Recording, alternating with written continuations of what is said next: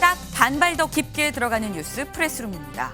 대형 건설사인 대우건설이 미분양이 될까 봐 440억 원을 물어주고 시공권을 포기했다고 합니다. 이 미분양을 우려해서 분양 시점을 늦추는 경우는 종종 있지만 아예 시공권을 포기하는 건 이례적이죠.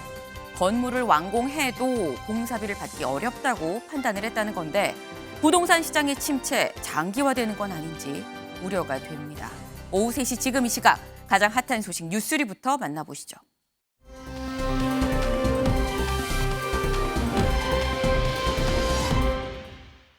신당역 스토킹 살인범 전주환에게 법원이 조금 전 징역 40년을 선고했습니다.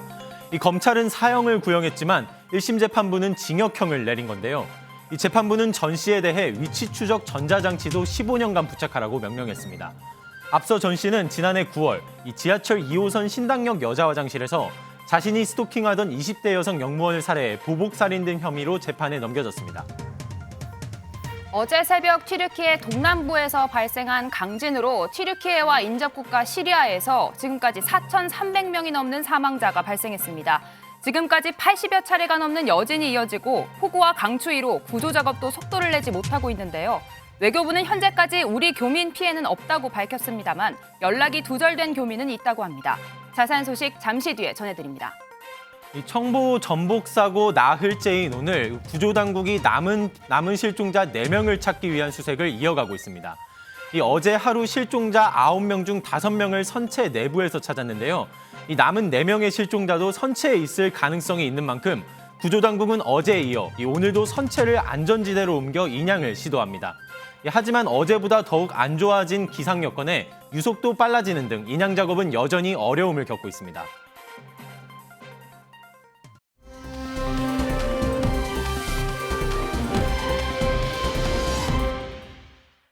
큐시트웨이 시작해 보겠습니다. 오늘 첫 번째 소식 민지숙 기자 준비했죠. 네, 지진 소식으로 준비를 했습니다. 제목은요, 튀르키예 지진 사망자 5,000명 계속되는 여진입니다.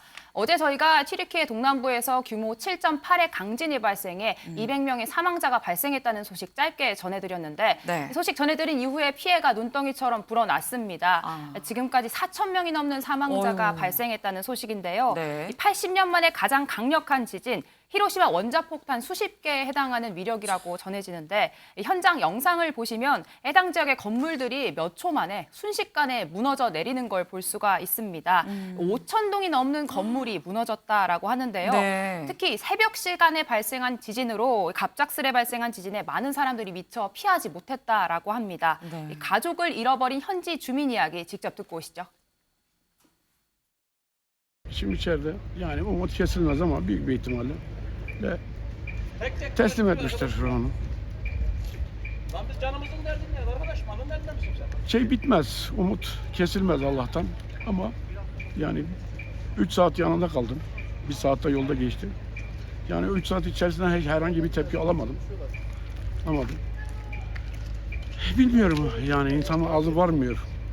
Fakat umutsuzum. 네, 기적처럼 생존한 주민들도 잔해를 파헤치며 혹시나 살아있을 사람들을 찾아 나서고 있는데요. 네. 이 재난 상황에선 특히 어린아이와 노약자의 피해가 크죠. 이 피해 상황을 현지에서 중계하던 한 뉴스 리포터가 직접 아이를 안고 나와서 구조 작업에 함께하는 모습도 카메라에 포착이 되고 있습니다. 이 무너진 건물 더미에서 아이들을 구조하는 장면 계속해서 전해졌는데요. 네. 여기에는 기저귀를 찬 아주 어린 아이도 담겨 있어서 안타까움을 더하고 있습니다. 이 지진이 발생한 이 가지안테프는 이 튀르키예의 이 남동부 지역으로 이 시리아와 국경을 맞닿고 있는 지역입니다. 이 시리아 역시도 이 때문에 크게 피해를 입었는데요. 네. 이 특히 오랜 내전을 겪고 있었던 지역에 피해가 집중됐습니다. 이 시리아 역시 현지 상황 먼저 보고 오시겠습니다.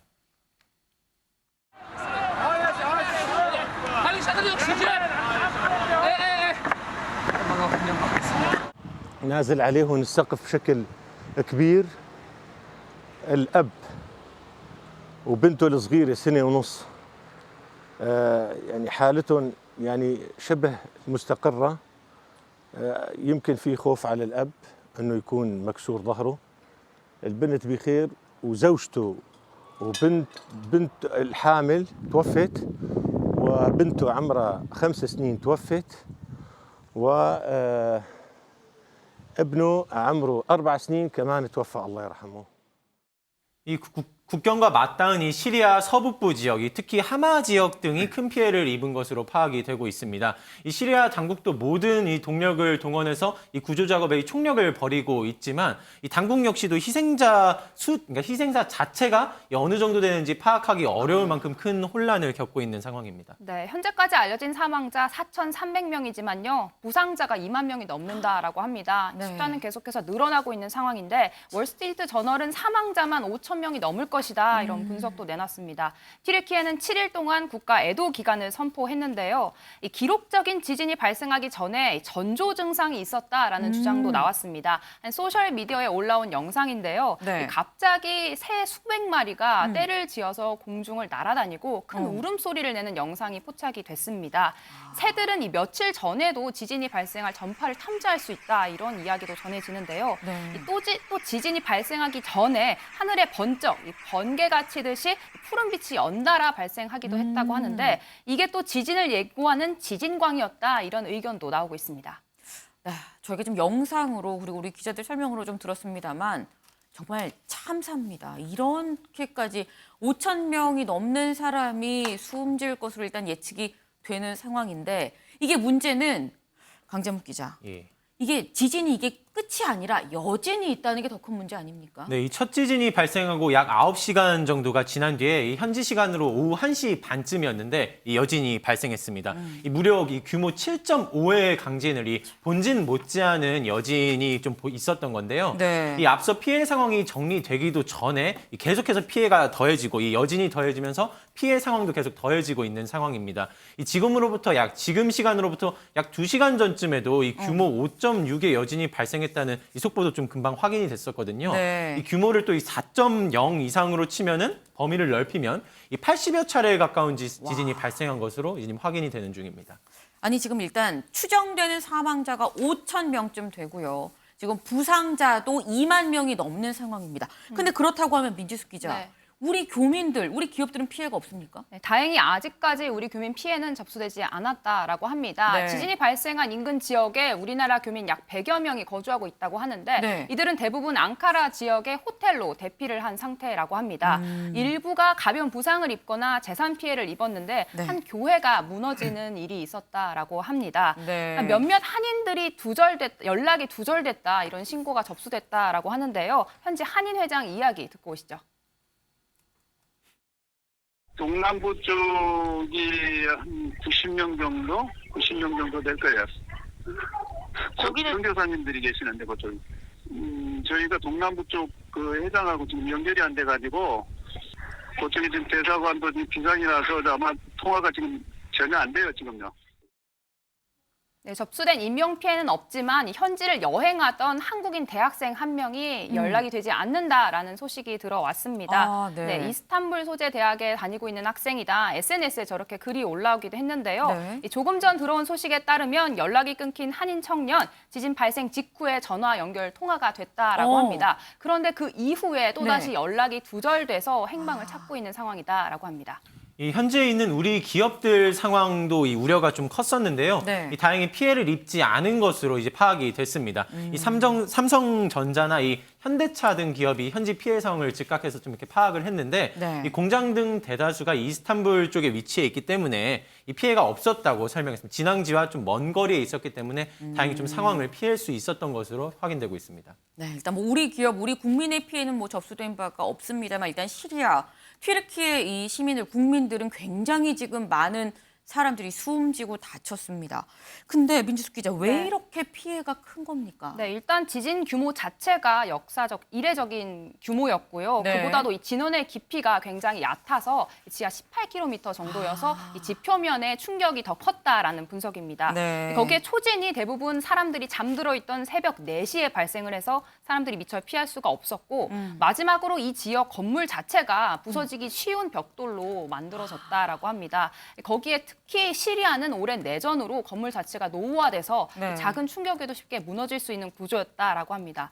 문제는 이 구조 작업도 쉽지 않다라는 점인데요. 네. 현재 지금 겨울철 시간에 비가 계속 내리고 있다라고 합니다. 이 폭우와 추위 속에서 구조 작업 속도가 느린 상태인데요. 해당 지역으로 향하는 이 비행기도 모두 악천후로 운행이 취소되면서 네. 이 구조 인력이 현재 도착하는 것 자체가 늦어지고 있다라고 합니다. 여러모로 지금 굉장히 힘들고 어려운 상황으로 보입니다. 이럴 때 국제사회가 도와줘야 되는 거 아닐까요? 네, 이 국제사회가 신속한 지원을 준비하고 있습니다. 미국은 물론 현재 이 전쟁이 진행 중인 이 우크라이나 등 역시도 이 지원을 약속하고 이제 발언에 있었는데요. 네. 이 우리나라에서도 즉각 이 구호단을 파견키로 했습니다. 이 국제구조대 등으로 구조된 이 60여 명의 단원을 구성해서 파견을 할 예정인데요. 네. 이 윤 대통령은 이 튀르키예를 이 한국 전쟁 당시 이 즉각 파병을 해준 이 형제의 나라다라고 칭하며 인력 파견과 의약품 지원을 지시했습니다. 이현정 위원님. 네. 이 지진이 만약에 우리나라에 발생을 했다면 우리도 사실 어떻게 됐을까요? 그렇죠. 우리나라도 지금 지진의 안전지대가 아니라는 것은 이미 몇 차례 지진에서 밝혀졌지 않습니까? 네. 2016년도인가요? 경주하고 포항 지역에 규모 한 5.8 정도의 이제 지진이 발생을 했고 네. 그 이후에 우리가 활성단층을 또 조사를 해보니까 전국적으로 동남권 지역에만 한 14군데 정도의 활성단층이 있습니다. 그러다 보니 이 활성단층이 언제든가 이 지진이 발생할 수 있는 지역이거든요. 네. 특히 우리가 이제 포항, 경주 이쪽 분야의 이제 영덕 지역에 원전이 집중적으로 건설돼 있지 않습니까? 네. 그러다 보니까 최근에 지진 발생 어떤 빈도라든지 강도가 점점 세지고 있다는 것인데 네. 그에 맞춰서 지난 경주 지진 이후에 여러 가지 내진 설계라든지 이런 것도 좀 강화해야 된다라는 지적들이 있었고요. 지진에 대한 좀 국민들의 경각심도 필요할 것 같습니다. 지금 뭐 튀르키예 지진에 많은 피해가 있지만 이게 지금 남의 일이 아닌 것이거든요. 그럼요. 우리도 언젠가는 이 지진 피해의 어떤 될 수 있는 왜냐하면 이 단층 구조가 계속 바뀌기 때문에 네. 실제 우리나라도 영향을 받을 수가 있습니다. 특히 일본이 지금 지진 때문에 우리가 이쪽에서 많은 영향을 받고 있지 않습니까? 그렇기 때문에 아마 이런 것들을 좀 우리가 교훈 삼아서 네. 내진 설계 기준을 좀 강화한다든지 또 국민들의 어떤 피해 시스템이라든지 요즘은 이제 지진이 발생하면 바로 경보가 우리한테 지금 오게 돼 있거든요. 네. 그런 거라든지 이런 것들을 좀 미연에 상당히 방지를 해야 될 것 같습니다. 일단 지금 굉장히 많은 사망자와 부상자가 있는 지금 튀르키예 그리고 시리아에 더 이상의 인명 피해가 없기를 좀 간절히 바랍니다. 좀 빠른 수습과 함께 우리나라도 내진 설계를 좀 강화하는 등의 좀 미리 사전의 준비가 예방이 필요하지 않나 싶습니다.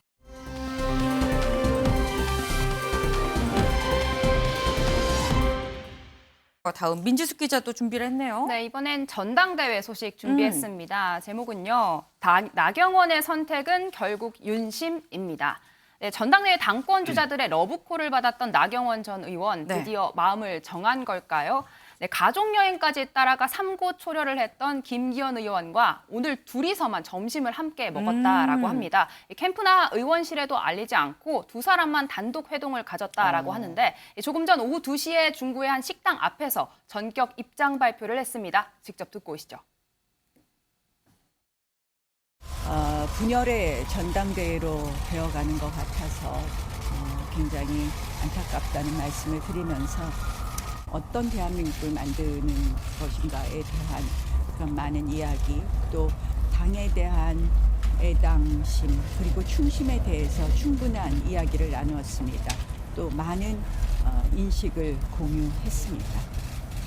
20년 세월 동안 동고동락하면서 보수 우파 정당의 가치를 지키고 실현하기 위한 우리의 노력들에 대해서 함께 공유할 수 있는 자리였습니다. 윤석열 대통령 정부의 성공과 내년 총선 압승을 위해서 나 대표에게 더 많은 자문을 구할 것입니다. 두 사람이 입장 발표를 한다고 해서 지지 선언인가 싶었는데 지금 나경원 전 의원 많은 인식을 공유했다. 김기현 의원 나 대표한테 더 많은 자문을 구하겠다. 많은 생각을 좀 공유했다라고 지금 얘기를 했습니다. 김효은 의원님. 이건 지지 선언일까요? 아닐까요? 우리 무슨 노래 가사도 있지 않습니까? 아닌 듯 그런 거. 네. 지지 선언이라는 그러니까 오늘 이제 기자들이 질문을 했더라고요. 그러면 지지 선언입니까? 그럴 때 지지 선언이라고 말은 하지 않았어요. 네. 그렇지만 사실상 지지 선언이거든요. 음. 근데 저는 나경원 전 의원이 상당히 이 그림이 좀 빨리 나왔다는 생각이 듭니다. 아. 본인이 이번에 굉장히 그 당대표 파동을 겪으면서 마지막에 출마 안 하겠다. 굉장히 어떻게 보면 수모도 많이 당했지 않습니까? 네. 그러면서 딱히 이번 대표 경선에서 역할을 하지 않겠다고 했어요. 했기 때문에 자존심은 살리면서도 네. 어쨌든 다시 윤심을 얻어서 주류에 편입이 돼야 되기 때문에 이거는 지지 선언이 아닌 형식은 아니지만 사실상의 지지 선언인 거고요. 이게 왜 이렇게 생각보다 빨리 나왔냐 싶으면 네. 지금 굉장히 대통령실이나 김기현 후보나 매우 마음이 급하다. 그렇기 때문에 안철수 후보를 아주 전면적으로 지금 공격을 하고 있고 또 한편으로는 나경원 전 의원을 끌어들여서 이번에 전대는 이렇게 가야 된다. 이렇게 해서 오늘 명확하게 좀 가이드라인을 당원들한테 보여준 것이 아닌가 싶습니다. 사실상의 지지 선언 아니겠느냐라고 좀 말씀을 주셨습니다. 지지인 듯 지지 아닌 지지. 이 뭐 선택 아닌 선택. 강재묵 기자. 예. 사실 약간 그 전에 뭐 낌새라고 할까요? 징후라고 할까요? 이런 게 좀 있었긴 해요. 네, 나경원 의원이 출마를 앞두고 이 고민하던 당시에도 이 윤심을 신경 쓰는 듯한 모습이 있었습니다. 이 죽었다 깨어나도 반윤은 안 하겠다는 등의 이 발언이 있었는데 지난 발언 저희가 준비했습니다. 저는 사실은 뭐 죽었다 깨도 반유는 되지 않을 것 같습니다. 정말 우리가 어떻게 찾아온 정권입니까? 저는 정권을 다시는 빼앗겨서는 되지 않는다고 생각을 하고요. 그렇게 하기 위해서는 우리 모두 친윤이 되어야 할 것입니다. 죽었다 깨도 반유는 안 될 것 같습니다. 네, 윤 대통령 뜻과 뜻을 함께 하겠다는 의지 계속해서 피력한 바가 있었는데요. 여기에 불출마 이후에도 이 친윤계 주자로 꼽히는 이 김기현 의원이 이 나 전 의원의 자택은 물론 이 여행지까지 찾아가는 노력이 저희도 앞서 전해드린 바가 있었습니다. 또 이어서 이 초선 의원들 역시도 이 이른바 이 연판장 이 비판 성명을 사과하면서 이 김 의원 지지를 에둘러 이제 부탁하는 듯한 장면들이 있었는데 이 모든 일련의 과정들이 이번 선택에 영향을 준 것으로 보이는 중입니다. 네, 사실 나경원 전 의원 뭐 사석에서는 들리는 얘기가 나는 절대 어느 쪽도 뭐 손들어주지 않을 거야, 지지하지 않을 거야라고 얘기를 했다고 하는데 이현정 위원님 네. 지금 사실상 지지 선언을 한 셈입니다. 근데 그렇다고 하면 이 나경원 전 의원의 사실상의 지지 선언, 김기현 의원의 지지율 상승으로 이어질 수 있을 거라고 보십니까? 그런지 좀 더 지켜봐야 될 것 같은데 참 정치라는 게 절대는 없는 것 같습니다. 얼마 전만 하더라도 나경원 전 의원의 어떤 마음이 굉장히 많이 상하고 또 당의 특히 초선들한테 집단적으로 성명을 발표했지 않습니까? 네.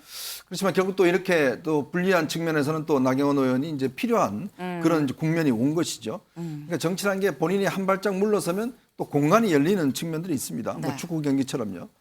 그래서 지금 나경원 전 의원이 이제는 좀 본인이 필요로 하는 이런 네. 단계가 있는 것인데 아마 김기현 후보 입장에서 보면 지금 상당히 급할 겁니다. 왜냐하면 이제 내일부터 여론조사에 직접 들어가거든요. 들어가서 컷오프가 이제 실시가 됩니다. 네. 그러면 거기서 사실은 좀 기선을 잡아야 되는 상황에 있죠. 그렇기 위해서는 이 윤 대통령을 지지하는 그룹, 즉 어떤 친윤이라는 그룹들의 단결이 지금 굉장히 필요한 상황이지 않겠습니까? 네. 그걸 결집시키기 위해서는 나 전 의원이 필요했고 그래서 본인이 몇 차례 걸쳐서 아마 나경원 전 의원을 찾아가서 삼고초를 한 것 같습니다.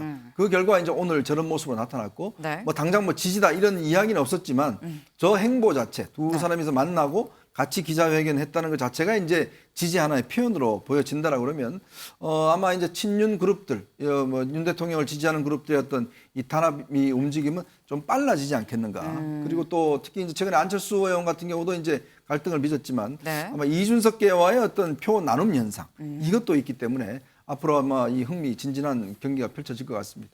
좀 더 좀 지켜볼 필요가 있다라고 지금 말씀을 주셨는데 지금 김기현 의원 입장에선 민지숙 기자 이게 나름 호재가 생긴 것 같아요. 맞습니다. 나심을 등에 업은 김기현 의원이 경쟁자 견제에도 힘을 싣고 있는데 이 오찬 회동 직전에 오늘 오전 비전 발표회에서 네. 경쟁자인 안철수 의원의 정치적 정체성을 공격했습니다. 현장 영상 보고 오시죠.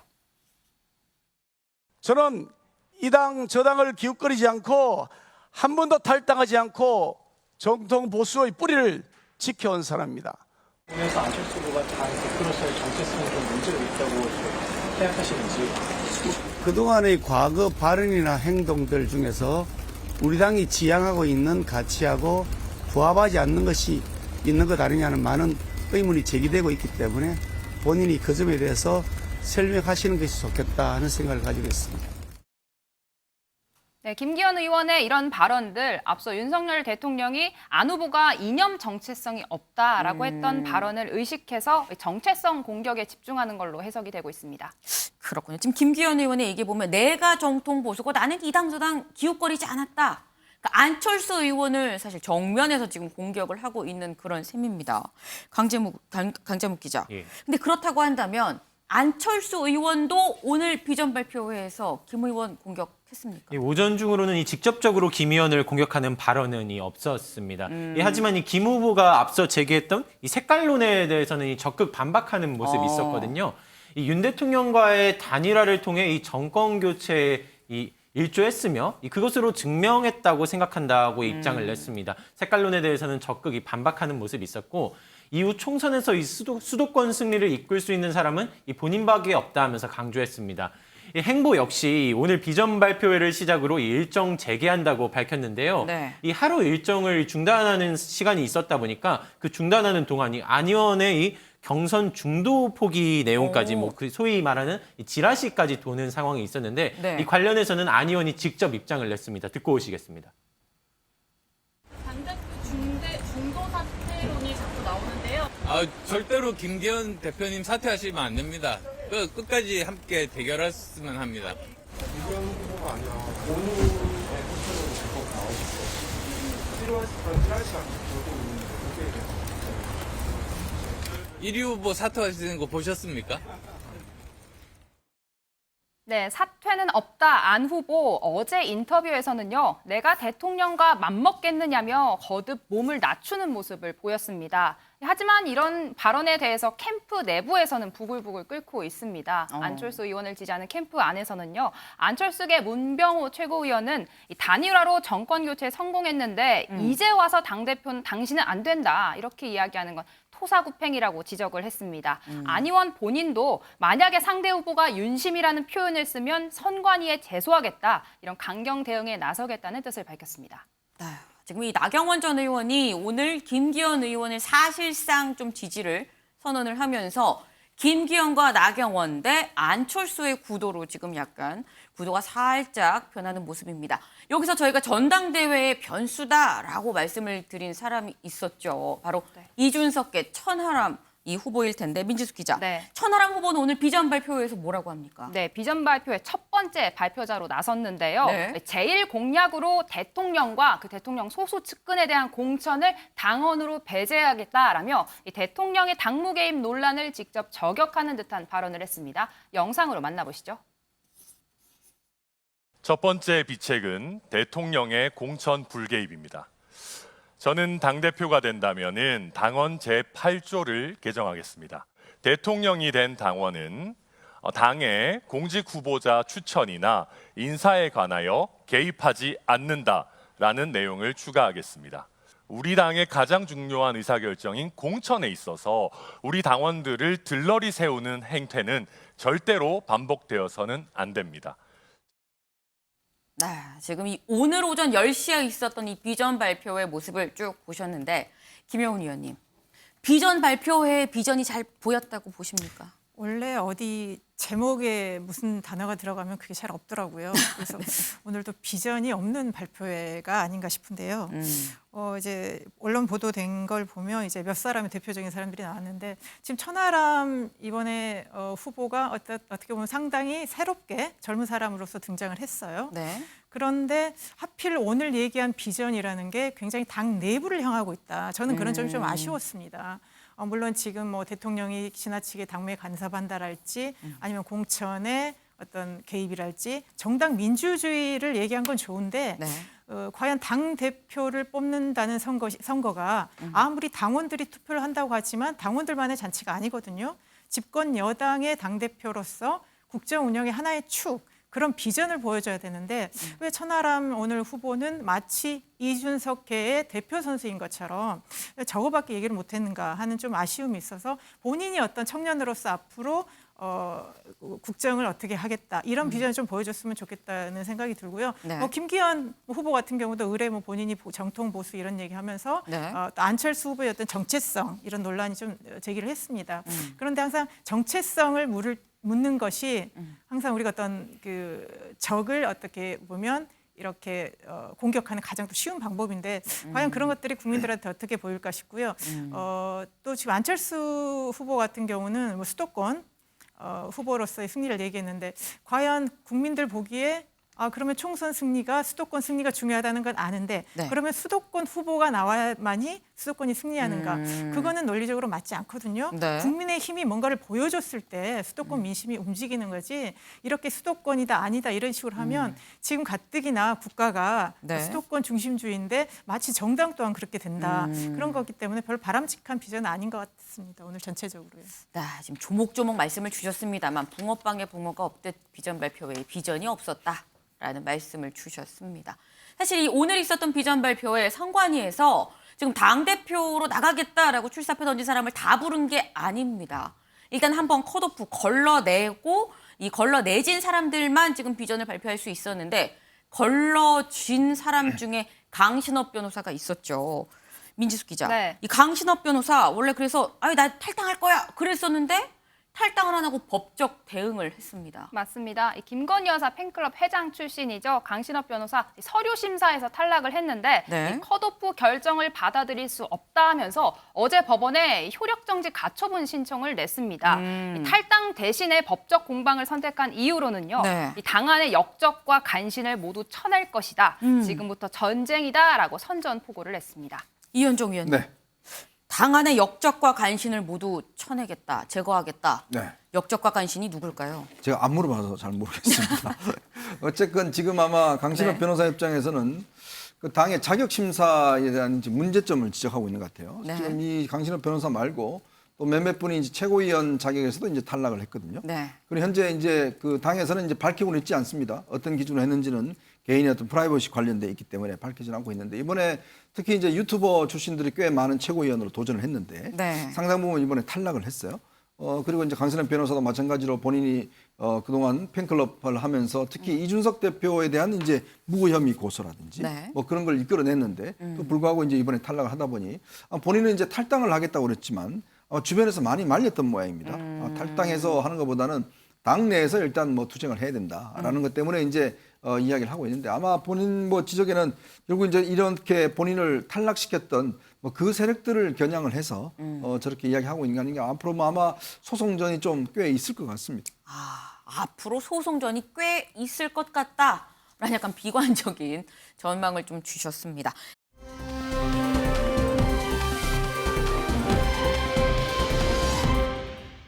다음 소식도 근데 민지숙 기자가 준비를 했네요. 네. 열심히 합니다. 이번엔 국회 소식으로 이어가 네. 보겠습니다. 제목은요. 한동훈 역공에 정청래 아주까리 기름 먹나 발끈입니다. 네, 어제 시작된 대정부 질문 일정 저희가 소개해드렸는데 예상했던 대로 이재명 대표의 대북 송금 의혹 또 천공 관저게임 관련 논란이 주제가 됐습니다. 특히 한동훈 법무부 장관과 정청래 민주당 의원의 설전이 주목을 받았는데 네. 이 주제는 김건희 여사 주가 조작 관련 내용이었습니다. 영상으로 보고 오시죠. 장관님, 예, 김건희 여사하고 친합니까? 아닙니다. 안 친합니까? 예? 김건희 여사하고 안 친합니까? 뭐 친하다 말다 할 문제 그런 관계가 아닙니다. 녹취록에 보니까 한동훈 하던데 서로 반말합니까? 위원님 안 보는 자리에서 한동훈님 그럽니까? 그러면 한동훈 장관은 김건희 여사한테 호칭이 뭐죠? 저는 그렇게 평소에 대화하거나 그런 사이가 아닙니다. 그거 이미 다 드러난 얘기고요. 한 번도 안 또 물어봤어요? 언제적 지난 얘기를 좀 하시는지 모르겠습니다. 김건희 여사 주가 조작도 10년 지나 수사 안 하는 거예요? 언제적 얘기라서? 그거 지난 정부에서 고발하신 거잖아요. 민주당에서. 그리고 민주당에서 선택한 수사팀에서 수사지휘권 발동하면서 집중적으로 2년 동안 수사하셨죠. 그럼 그때 왜 기소 안 하셨습니까? 네, 정청래 의원 끈질기게 질문 이어갔습니다. 윤석열 대통령 대선 후보 당시의 발언도 소환을 하면서 사실관계를 따져 물었는데 한장한 구체적인 사건 내용은 모른다 이렇게 이야기하자 정청래 의원 한 장관에게 발끈하며 이렇게 이야기했습니다. 영상으로 보고 오시죠. 선수 이 씨와 절연했다. 이거 허위사실 유포 아닙니까? 저는 이 사안의 내용에 대해서 정확하게 알지 못합니다. 검찰에서 지금 투명하게 수사하고 있다고 생각합니다. 불리한 건 모르는군요. 제가 이 사안을 자, 그런데 하나하나 말한다면 제가 이재명 사안을 물어봐도 다 하나하나 답을 해야 되지 않겠습니까? 장관은 참기름, 들기름 안 먹고 아주까리 기름 먹어요? 그게 무슨 소리입니까? 아주까리 기름. 이렇게 깐죽대요.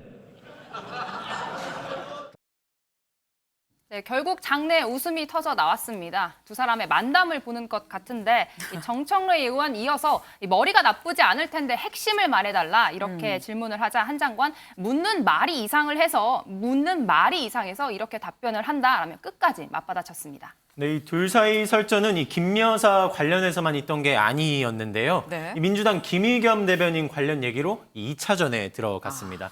이 대통령실로부터 이 명예훼손 혐의로 고발당한 바 있는데 역시 영상으로 먼저 확인하고 오시겠습니다. 김건희 주가 조작 의혹, 천공보다 문제보다 훨씬 더 많은 사람들이 얘기했어요. 학력 경력 부풀리다 엄청나게 많은 사람들이 얘기했어요.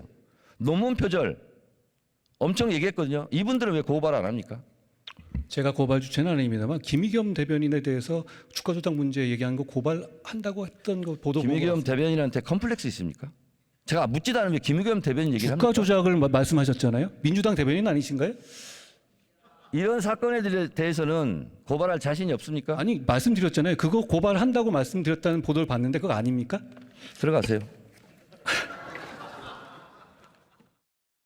이 컴플렉스라도 있냐면 비꼬는 모습과 이 마지막 장면에 한 장관이 이제 웃는 모습 등 양측 다 날선 모습이 있었습니다. 네. 이 거기에 부족했는지 한 장관 이 가짜 뉴스라는 단어를 듣자 이 김의겸 의원을 다시 한번 소환하는 모습이 있었거든요. 이 김의겸의 행위 정치적 경제적으로 이 남는 장사라고 표현하는 장면이 있었습니다. 직접 확인하시겠습니다. 일명 술자리 괴담 가짜뉴스 피해자이시지 않습니까? 법무부 차원에서 가짜뉴스 근절을 위한 대책을 따로 수립하신 게 있으신가요?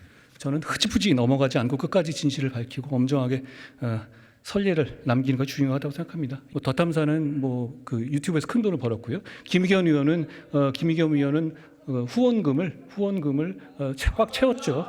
그렇기 때문에 진실이 아닌 것으로 드러나도 소기의 목적을 드러나게 하는 남는 장사가 되기 때문에 저는 이게 반복되는 거라고 생각하는 것이고요. 네.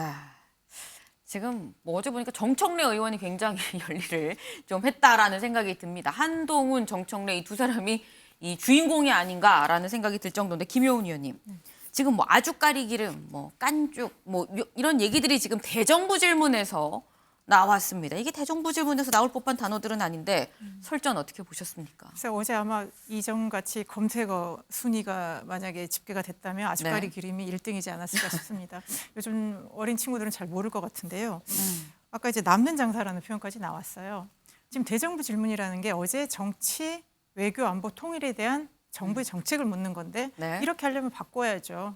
대한동훈 질문으로 바꿔야 될 정도로 어제 전혀 어떤 국민들에 관계된 것들 이런 건 없었고요. 국민의힘도 거론한 게 이재명 당대표 질문이었습니다.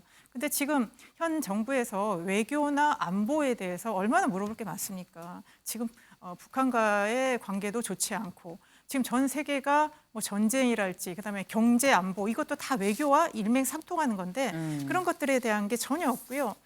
무슨 아주까리 기름 얘기하니까 무슨 노래까지 생각날 정도로 이건 정말 예능보다 더 재미있는 무슨 그 정치가 정말 이렇게 웃지 않을 수 없는 이걸 보고 웃으면 안 되는데 정말 국민들이 정말 정치가 해도 너무한다 이런 생각을 좀 하지 않았을까 싶어서 좀 많이 안타깝습니다. 네, 한편의 시트콤 같아서 안타깝다, 씁쓸하다라는 말씀을 주셨습니다. 근데 정청래 의원, 한동훈 장관에 대해서만 지금 질의를 한 게 아닙니다. 민지숙 기자, 이상민 행안부 장관하고도 또 한판 설전을 벌였어요. 그렇습니다. 어제 민주당 주도로 야3당 이상민 장관 탄핵소추안 발의했죠. 오후에 이어진 대정부 질문에 나온 이상민 장관에게 정청래 의원 직접 질문을 했습니다. 영상으로 보고 오시죠. 탄핵소추안이 국회에 제출됐는데 어떤 심정입니까? 나중에 좀 정리가 되면 그때 자세한 말씀을 지금은 멍합니까? 아니, 그렇지는 않습니다. 기분 좋습니까? 그렇지도 않습니다. 기분 안 좋습니까? 그렇지도 않습니다. 72시간 후면 집에 가셔야 되는데 집에 가서 뭐 하실 생각이세요? 그런 말씀에 대한 답변을 드리면 적절치 않다고 생각합니다. 네, 이상민 행안부 장관에 대한 탄핵안이 어제 국회에 보고가 됐죠. 근데 그동안 윤석열 대통령은 이 할로윈 참사에 대한 어떤 진상 규명, 책임 소재가 가려지고 책임이 있으면 뭔가 조치를 취하겠다라고 했는데 특수본 수사에선 일단 이 장관에 대한 책임이 없다고 나왔습니다. 근데 탄핵안이 지금 보고가 됐는데 강재묵 기자. 예. 대통령실은 뭐라고 합니까? 이 도대체 무슨 근거로 그러느냐라는 이 반응입니다. 네. 이 장관이 어떤 헌법 또 법률적으로 위반을 저질렀는지 설명하라는 식의 입장이었는데요. 이 국무위원 탄핵은 법률적으로 중대한 위반이 있을 때 하는 것이라고 밝혔습니다. 또 이에 이어서 이 여권에서도 이 국민의힘에서도 이 비슷한 입장이 있었는데요. 이 과정 중에 이 고 노무현 대통령 이 탄핵 심판까지 예로 드는 장면이 있었습니다. 이 주호영 원내대표, 이 노 전 대통령의 사례도 이 기각되지 않았었느냐며 네. 이 중대한 법 위반이 아닌 이 정책 결정상의 잘못이나 이 직책 수행의 성실성 여부 등은 애초에 탄핵 소추의 사유가 될 수 없다. 애초에 근거가 없다는 설명 같이 냈습니다.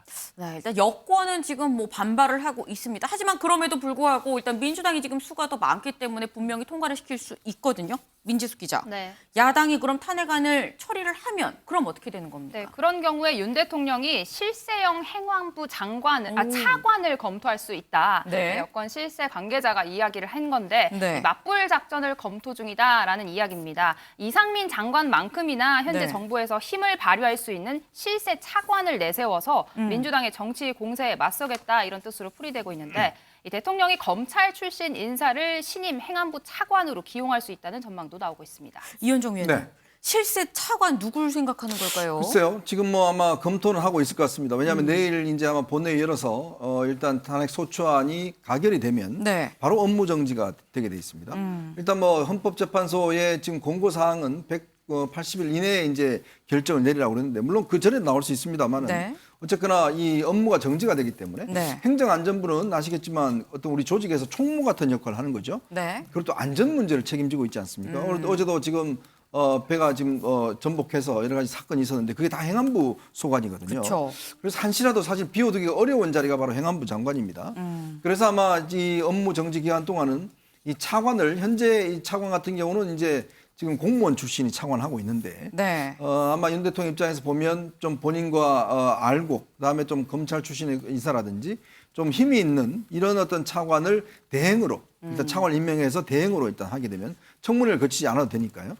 그렇게 해서 일단 정면 돌파하겠다는 그런 의도가 이제 대통령실에서 좀 있는 것 같습니다. 네. 그럼 물론 이제 내일 아마 일단 이게 가결이 되면 네. 아마 국정 공백이 하루라도 있으면 문제가 되기 때문에 아마 지금쯤 아마 임무를 좀 찾아 나선 상황이 아닌가 그렇게 보고 있습니다.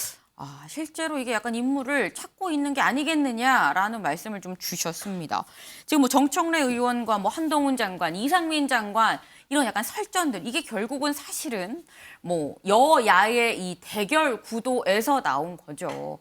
이 여권에서 얘기하기는 이게 다 결국 이재명 대표의 사법 리스크 때문에 이걸 맞대응, 맞불로 지금 이렇게 공격을 하는 거 아니겠느냐라고 여권에서는 지금 얘기를 하고 있는데 강재묵 기자. 예. 이재명 대표 검찰 수사 2차 소환에 응한다고 했는데 그 날짜가 나왔나요? 네, 이 앞선 출석 때와 마찬가지로 이 대표 측과 이 검찰 사이 신경전이 계속해서 이어지는 중입니다. 네. 이 주말에 조사를 받겠다는 이 대표와 이 평일 출석을 요구하는 검찰 입장이 팽팽히 이제 맞서고 있는 상황인 건데요. 네. 여기에 이 대표 측이 먼저 입장을 냈습니다. 이 오는 10일, 즉 이번 주 금요일에 출석하겠다라고 밝힌 건데요. 네. 이 당무의 표현을 보시면은 당무에 집중하고자 이 주말에 출석하고자 했으나 네. 이 검찰이 주중 평일 출석을 이 강경하게 고집했다라는 입장과 함께 밝혔습니다.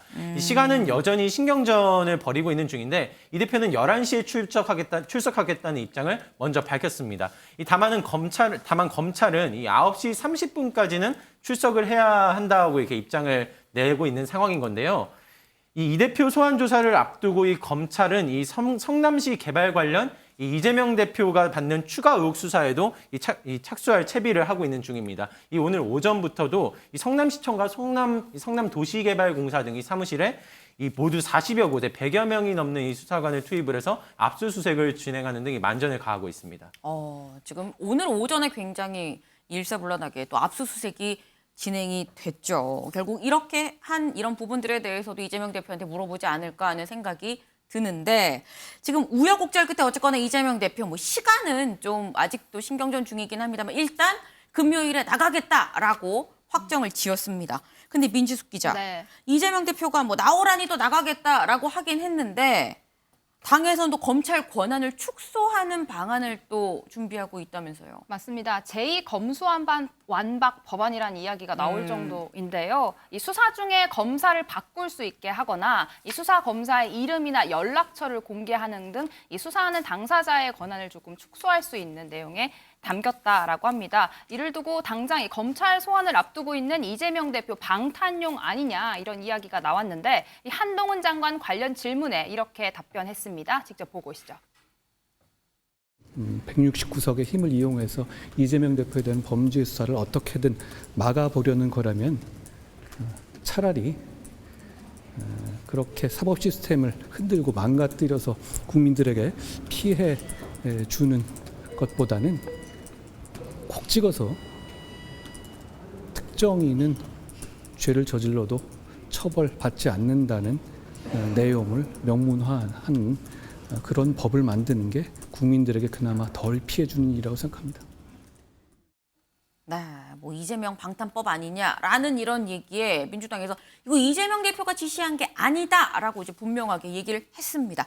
근데 김효은 의원님, 이게 지금 시기상 이게 같이 맞물리다 보니까 이재명 방탄법이란 오해를 좀 받을 여지도 있어 보입니다. 어떻게 보세요? 그러니까 이제 지난 문재인 정부 때 가장 핵심 과제가 검찰 개혁이었는데 이제 검찰 개혁이 원하는 만큼 되지 않았고 오히려 역설적으로 검찰총장 출신의 대통령이 나왔고요.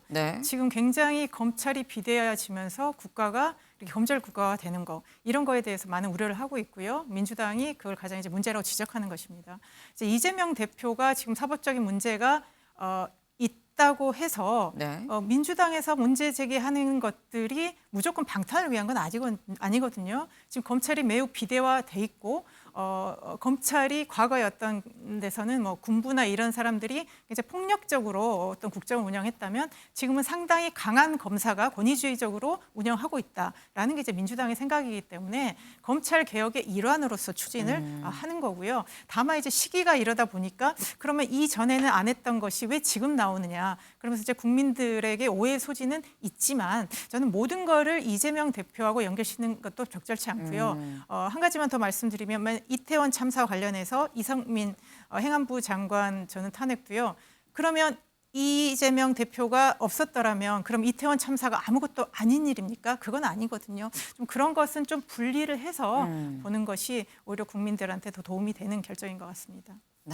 문재인 정부 때부터 검찰 개혁을 하겠다라고 얘기를 해왔고 그런 일련의 과정 속에서 이루어지는 건데 무조건 또 방탄이라고 얘기할 건 아니지 않느냐라는 입장을 또 말씀을 주셨습니다.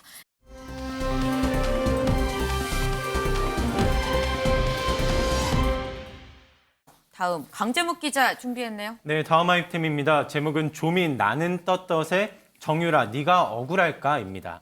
이 조국 전 장관이 자녀 입시 비리 등 혐의로 징역 2년을 선고받았죠. 이 조 전 장관의 이 딸 조민 씨가 언론 인터뷰에 나섰다는 소식까지는 저희가 앞서 전해드린 바가 있었습니다. 여기서 조민 씨 자신은 떳떳하다며 이 검찰과 언론 정치권이 이 자신의 가족을 가혹하게 다뤘다고 토로하는 장면이 있었는데 여기에 이 최서원 씨의 딸이죠. 이 정유라 씨가 새로 등판했습니다. 이 조민 씨를 향한 공개 비판 글을 올린 건데요. 이 정유라 씨 웃고 간다는 표현과 함께 이 너희 아빠는 나한테 왜 그랬을까라며 이 본인의 승마 선수로서의 자질이 부족했냐며 맞받아치는 모습이 있었습니다. 이어 이 네가 억울할까 내가 억울할까 저희가 제목에도 담아둔 내용을 표현하면서 이 불공정은 이 대기 즉 조민 씨가 여전히 의사일을 하는 것이다라며 날선 비판 입장을 SNS 글을 통해 올렸는데요. 이 정 씨의 글은 이 앞서 자신을 비판했던 이 조 전 장관의 과거 발언을 지적한 것으로 보입니다. 이 어떤 발언이 있었는지 과거 조 전 장관 발언 영상으로 저희가 준비했습니다. 돈도 실력이다. 돈 없는 너의 부모를 탓해라. 라고 딱 정유라 씨가 말을 합니다. 맨 처음 이화여대 내부였지만 전국에 퍼지면서 전국에 다운표 쳐서 개, 돼지들이 화가 날 수밖에 없는 거죠. 정유라 씨가 그냥 가만히 있어 모르고 그냥 가만히 있지 않고 돈 없는 부모 너희 탓해 라고 말을 해버린 거죠. 이건 아니다라는 것을 우리 이제 네, 이외에도 이 정유라 씨가 이 수업 과제물, 대학 시절 중 이 수업 과제물을 이 대리로 제출했다는 이 언론 보도를 본인 이 SNS에 공유하는 등 이 한 바가 있었는데, 이 관련해서 이 겨냥했었던 내용들에 대해서 이 정유라 씨가 조 전 장관의 앞선 글들을 오히려 토대로 이 반박 입장을 냈습니다. 네, 사실 이 정유라 씨가 조민 씨에 대한 비판 메시지를 낸 거 이번이 처음이 아닙니다. 이 지난해 한 유튜브 방송에 나와서도 조민 씨를 겨냥한 발언을 했는데요. 영상으로 준비했습니다. 저희 애기 학교 찾아가서 얘네 엄마가 누군지 아냐고, 그리고 저희 애기 등하원 하는데 붙잡아서 어머니 뭐 하시냐고, 저희 애는 이렇게 한국에서 살지도 못하게 애 인생을 만신창이로 만들어 놓고 어린 여자라서 불쌍하다고 하시잖아요. 저희 아들은 8살이에요. 사실 지금이 6년 전보다 더 힘들어요. 사실 조국 씨 딸이 불쌍하다 이런 얘기를 나오는 것부터가 저한테 너무 극심한 스트레스고요. 인권이 조국 씨 따님한테만 있고 저랑 제 아이한테는 없는 건가요? 네, 정유라 씨 당시 방송에 출연한 이유도요. 자신처럼 입시 문제가 불거진 조 전 장관 딸 조민 씨 논란 때문이다라고 밝혔습니다. 앞서 들으신 것처럼 정유라 씨 조국 씨 딸에게만 인권이 있는 거냐라며 불만을 드러냈는데, 조국 씨 딸이 불쌍하다는 말이 나오는 것 자체가 스트레스다라는 불편함을 드러내기도 했습니다. 네, 참 본의 아니게 조민 씨, 정유라 씨 두 사람의 대결 구도가 또 돼버렸습니다.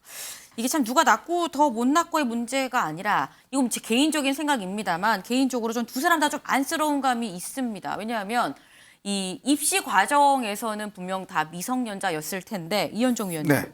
결국 부모가 자식을 이끌고 또 교육을 시키고 뭐 하는 거잖아요. 근데 부모 문제가 약간 자식한테 지금 전이된 게 아닌가라는 생각도 듭니다. 뭐 그런 면도 있고, 또 딸들의 전쟁 뭐 비슷하게 그렇게 전개가 되는 것 같습니다. 근데 한편으로 보면 그 조민 씨의 이제 그런 행동을 보면 네. 본인은 떳떳하다라고 이야기를 했는데요. 지금 이 조국 전 장관과 그리고 그 어머니인 정경심 교수는 이미 이제 대법원 판결이 났잖아요. 네. 그 판결 내용을 보면 결국 본인이 여러 가지 어떤 이 표창장이나 이런 것들이 위조한 사실이 확인이 됐습니다. 더군다나 또 최근에 그 이번 판결문에 보면 본인의 장학금 관련해서 특히 이제 노한중 당시 부산 이 어디 병원장이 네. 너만 알고 있어라라고 한 것들을 또 어머니와 소통한 그런 내용도 있어요. 자, 그렇다면 이 부분에 대해서 최소한 지금 일단 이 부산대 의전원 입학이 일단 취소가 됐고 소송 네. 중이지 않습니까? 네. 그리고 지금 뭐 대학 입학도 지금 뭐 무효가 됐고요. 그렇다면 그 부분에 대한 본인의 어떤 좀 부끄러움이라든지 국민들한테 죄송한 마음이 있어야 될 텐데 나는 떳떳하다라고 저렇게 이 유튜브에 나와서 저렇게 이야기할 수 있는가라는 부분에 대해서 많은 분들이 아마 의아해하실 겁니다. 특히 그날 이 녹화 날이 본인의 아버지가 이 실형을 선고받는 날이었거든요. 네. 그런 날에 본인은 떳떳하다, 의사로서 충분히 자격이 있다라고 이야기를 하는데, 글쎄요, 과연 이렇게 어떤 불법적인 방법을 통해서 어디에 들어가서 의사 면허를 딴 것 자체가 과연 떳떳한 것인지, 그럼 우리 사회에 과연 공정이라는 게 뭔지, 많은 분들이 저 모습을 보면서 왜 힘들게 공부해서 나중에 의대 가고 의사 면허증 딴 사람들이 이 또 조민 씨의 어떤 이 관계에 대해서 안타까움을 느끼게 되는지, 아마 조민 씨가 좀 이제 반성해야 될 상황인데 저렇게 모든 것들 본인 얼굴을 실명으로 공개하고 나와서 떳떳하고라고 이야기하는 게 굉장히 불편한 측면이 있는 것 같습니다. 지금 뭐 조민 씨, 정유라 씨 둘 다 입시 비리를 저지른 건 맞고 이 법원의 판단도 받은 건 맞지만 그 이후에 태도가 지금 다른 거 아니겠느냐라는 약간 차이를 좀 지적을 해주신 것으로 보입니다. 일단 뭐 정유라 씨는 굉장히 지금 이 조민 씨에 대해서 날카롭게 좀 비판을 했는데, 그럼에도 불구하고 또 반대로 강재묵 기자, 이 조민 씨 얼굴을 공개한 이후에 조민 씨 SNS 굉장히 팔로워 수가 많이 늘었다면서요? 그렇습니다. 이 팔로워 수가 8만 명을 넘어섰는데요. 이 1만 가량 있던 팔로워가 이 하루 사이 8배 이상 급증한 것입니다. 이 하루 만에 8배. 이 게시글마다도 이 조민 씨를 지지하는 사람들의 응원 댓글이 이어졌는데요. 이 조 전 장관의 이 지지층이 이 조민 씨 SNS로 이 결집하는 듯한 모습 보였습니다. 네, 하지만 이 조민 씨 공개 행보에 긍정적인 반응만 나오는 건 아닙니다. 네, 의료계 일각에선 조민 씨 인터뷰 발언, 이 발언에 대해서 부정적인 시각이 나오고 있는데 직접 듣고 오시죠. 저는 떳떳합니다. 부끄럽지 않게 살았고요. 이제 조국 전 장관의 딸이 아니라 조민으로 당당하게 숨지 않고 살고 싶다. 의사로서의 실력에 대해서도 얘기를 할 거 아니에요? 자질이 충분하다고 들었습니다. 병원에서는 계속 일하기 힘들 텐데. 그래서 더 이상 병원에서 일하지 않기로 했습니다. 피해주고 싶지 않아서. 저와 관련된 재판이 끝나기 전에는 제가 가지고 있는 의료 지식을 이제 의료 봉사하는 데만 사용하려고 하고 있습니다. 네. 이 의사 자질이 충분하다 이 발언에 대해 한 의사회 회장은요. 네. 의사 생활을 몇십 년 한 나도 아직 환자 보는 게 두려울 때가 많다. 그런데 인턴 1년, 페이닥터 1년 한 사람이 의사 자질이 충분하다고 이야기하는 게 이해가 가지 않는다라는 입장을 밝혔습니다. 지금 이 조민 씨에 대한 이런 뭐 비판의 목소리가 또 있습니다. 근데 이런 목소리가 결국은 이 조국 전 장관의 1심 재판 결과랑 무관하지 않아 보여요. 네, 이 판결문 내용을 좀 같이 살펴봤는데요. 이 조민 씨가 이 부산대 의전원에서 이 장학금을 받던 과정에 이 가족과 주고받은 문자가 담겨 있었습니다.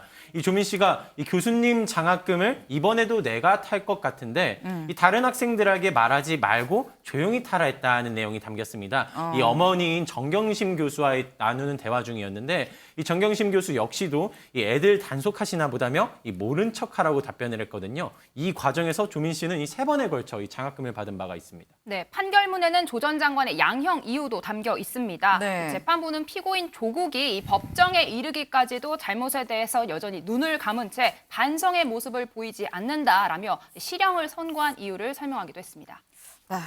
김영훈 위원님, 조국 전 장관이 1심 끝나고 나오면서 한 얘기 중에는 아니 내가 처음에 이 수사를 사모펀드 때문에 받았는데 사모펀드 관련해서 나도 정경심 교수도 뭐 다 무죄나거나 기소를 되지 않았다. 다만 유죄나 부분에 대해서는 좀 내가 뭐 다투겠다 이렇게 얘기를 했습니다. 조 전 장관도 사실 이후에 뭐 유죄 부분도 인정하지 않는 거냐라는 얘기가 있었거든요. 그러니까 조민 씨가 갑자기 지금 이제 언론에 나와서 얘기를 했지 않습니까? 네. 나는 떳떳하다. 그게 이제 지금 조국 전 대통령 가족이 이 전 사안을 장관 가족이. 전 장관 가족이 네. 이 사안을 보는 이제 시각인 거죠. 분명히 1심 재판부가 우리 사회 신뢰를 무너뜨렸고 우리 사회에 극심한 분열을 일으켰다. 그런데도 반성하지 않고 있다고 선언을 했는데 조국 전 장관은 이 사안이 어떻게 시작했는지 다시 한번 보십시오. 이거는 나를 향한 표적 수사다. 이렇게 명확히 내렸기 때문에 아마 이제 조민 씨도 그런 연장선상에서 이 사안을 보고 있는 것 같습니다. 결국은 하나의 시각으로 가족이 다 이 사안을 보고 있는 거 아니겠느냐라는 말씀을 주셨습니다.